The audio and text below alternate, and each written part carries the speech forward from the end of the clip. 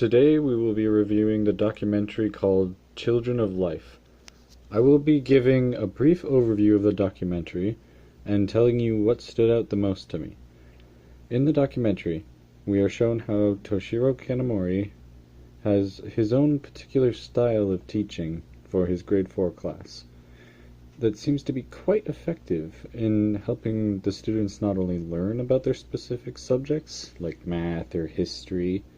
He teaches them about empathy and how to work with others and grow strong bonds and relationships with one another to become better people to help guide a future generation.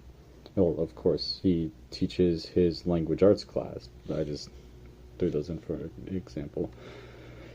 One of these particular points in the documentary that stood out the most to me was when Mr. Kanamori's class was preparing for their big class trip to go rafting. We are introduced to a student in Mr. Kanamori's class named Yuto. Yuto has been very disruptive as of late during Mr. Kanamori's class, so Mr. Kanamori decides that since Yuto hasn't been good lately, he is not allowed to go on the class trip. But as Mr. Kanamori may have been expecting, Yuto's friend and classmate, Yo, stands up to Mr. Kanamori's authority and pleads to allow his friend on the trip.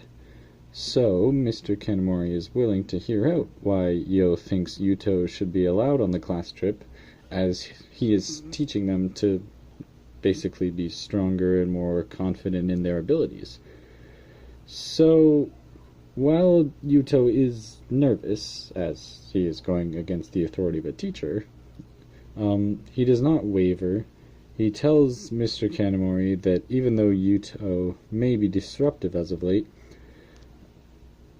he has still stayed caught up with all of his work and has tried his best. He also said that if one of us fails, we all fail, and if one of us is not allowed to go on the trip, none of us shall go. Mr. Kanamori is impressed at Yo's courage, and so he decides to see if anyone else in the class will agree with Yo's statement that Yuto should be allowed on the class trip. Sure enough, Maruka, another of the students, makes an attempt to have the courage that she has seen in Yo. She tries her best, but stumbles to find the words to say because, well, she's in grade 4 and is nervous to go against this higher authority of a teacher, which is completely understandable. Another student named Kosuki comes to her aid and takes over for her. He says Yuto shouldn't have been talking so much in class, but it's partly our fault too. After a few more students share their words, the whole class agrees that if Yuto cannot go, they cannot.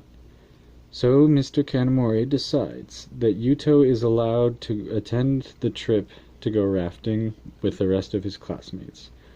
This is one of the moments in the documentaries that stood out the most to me. It showed how the class worked as a team and that it was their project, and if one of them fails, they all fail. But if they all succeed, they will reach even greater heights.